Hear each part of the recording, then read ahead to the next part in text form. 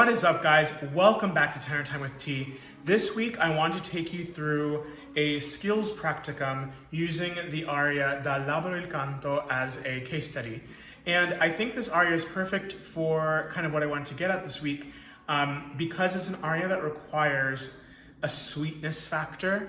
And I think so often in opera, we're encountered with these arias that requires not to just have a sort of like blasty sound. You want to sound refined or controlled, or you want to sound refined or controlled.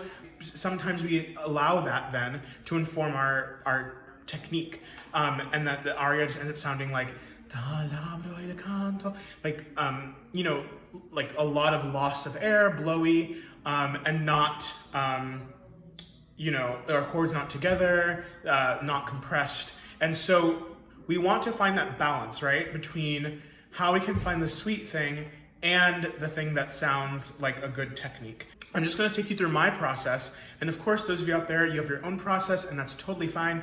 But I'm just taking you through mine, and if it's helpful to you in any way, that's great. And so let's get started on that.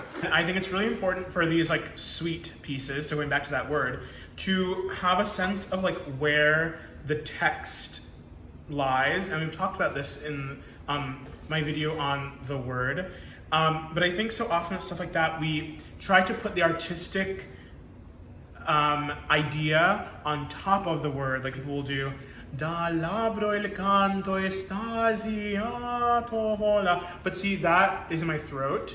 Yes, it's also heady, and that's good. It can be good, but it's also in my throat, and that's not a good place for the word to reside. I want to think of it as I'm speaking Italian with my voice. I'm not speaking Italian like Pavarotti. I'm not speaking Italian like Giacomini. I'm speaking Italian with my voice.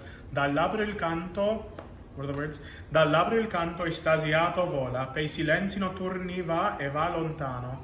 So just like say it in a way that feels blah. They shouldn't feel like they have Dal labbro, because then that is just tense, like that's tight. And certainly we don't want anything up here to feel tense. We want it to feel as close to how it feels when we speak as possible, neck up. So this aria begins with, when we see stuff like that, we think, and especially when we see a legato line, we think, okay, I gotta make sure that I have legato. Dal labbro il canto, but that is also tense. That's also in my throat. And I think for me, when I think of it like that, it makes a like this little undertone of air in the sound, because it's being pressed and it's not actually being like let free. So I have to think of like each of those things under my big slur, under my big legato line, as like little bells that have my word like ringing in my chest. Dal labbro il canto estasi, and then and those repeated B flats, I want to like feel like those are also separated, like I'm as if I'm playing a violin, da da da da, especially because it's portando here, so it's actually required too. Dal labbro il canto estasi, and then when I go to the F, I want to feel like I'm not, as we know this, right? I'm not following the note up, but I feel like I'm not actually going down for it either. I'm just going behind the B flat. Dal labbro il canto estasiato vola. I'm almost thinking of each note as a separate event, because legato is an illusion. I'm not like making legato and we both perceive it the same way. The audience perceives legato in a way that won't feel like that to us, at least in my experience of it. Maybe some of you can do it without this magic, but I feel like I need this magic. And I encourage those of you who are maybe having trouble, if you're like trying this at home, with the first phrase and getting the F in a way that feels appropriate technically for what you want it to sound like artistically, just let go of all the artistic stuff and just dal labbro il canto estasiato. Just find the big one first. Find the big one first, and then keep that same connection, everything you felt, and then put what you want to do artistically, and I think it will work. So keep that same thing. Dal labbro il canto estasiato. I felt like I kept everything the same. I just put what I wanted artistically on top of it, and then it was successful for me, I think. So, and then the treacherous part of the next phrase, "Pei silenzi notturni e va lontano," that F to G, and so I think in that passaggio area, people get very stuck. It's very difficult. It's easy to get stuck. So I think, especially as tenors in that part of the voice, especially in this aria, we want to take a sort of mixy quality, yeah? So we want to maybe practice this thing a few times. You're going, ooh, finding your like falsetto down into the chest. Like we're going from like head to chest, head to chest. Ooh, ooh. And when you've done that a couple times,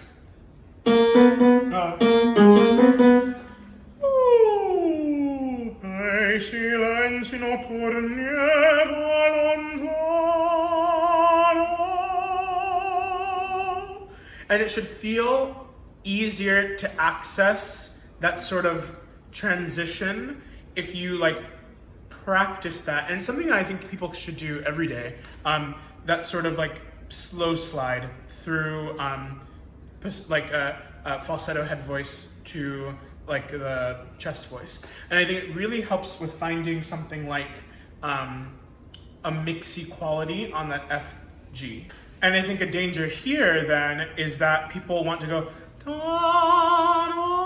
almost like find, I don't really know what it is that people think they'll find out there. There's nothing out there. There's only something in here. And so if you go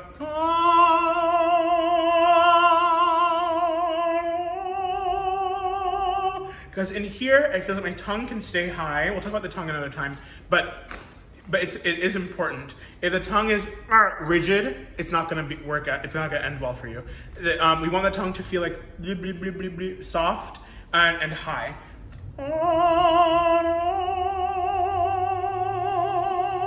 The word is just here, and it's just like blah, blah, blah. Here, my tongue is blah, blah, blah. So another danger too is for the note to come up with the word. And so just like we did for that first F, we're gonna do the same thing. We're gonna find the big one first. So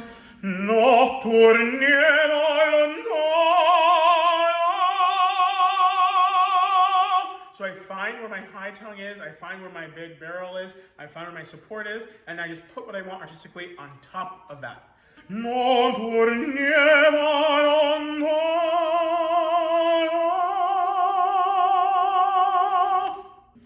And I found as I was filming this that I was getting stuck actually on the F to G myself, even when I tried to do the big one first. I was like, this is working, why isn't the other one working?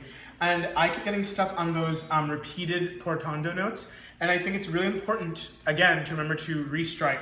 Because I think if you don't remember to do that, then they get stuck and the air stops moving. And when the air stops moving, you can't do anything with finesse, at least in my experience.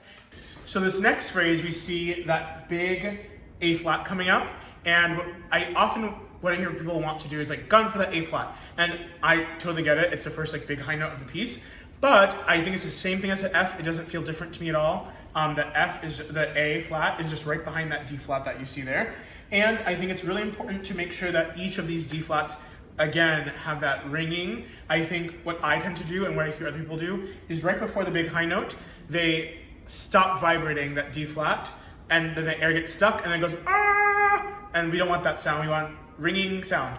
And as we come down, we want each of those, the G, F, E flat, you want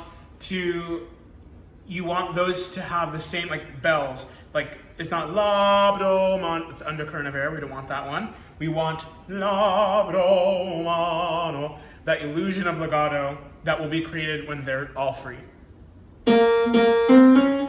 e alla fine ritrova un altro labbro. Try it again because I want it to go behind. E alla fine ritrova un altro labbro. Then you hear che gli risponde con la sua parola. I feel that sometimes what I do and what I hear others do is they want to be that F be so sweet, and the F like comes out. Che gli risponde con la sua parola. That is not, I do not find that to be an attractive sound. We want the sound to have the cajones and the headiness. We want both. Che gli risponde con la sua parola. The word stays here. The note can go up. I feel it's just behind. It will sound sweet because your mind tells your voice to make it sweet. You don't have to get rid of the whole mechanism that you spent so long setting up. There's so many hard phrases coming up in the rest of the aria that I don't think you can really afford to sacrifice everything you worked so hard to set up.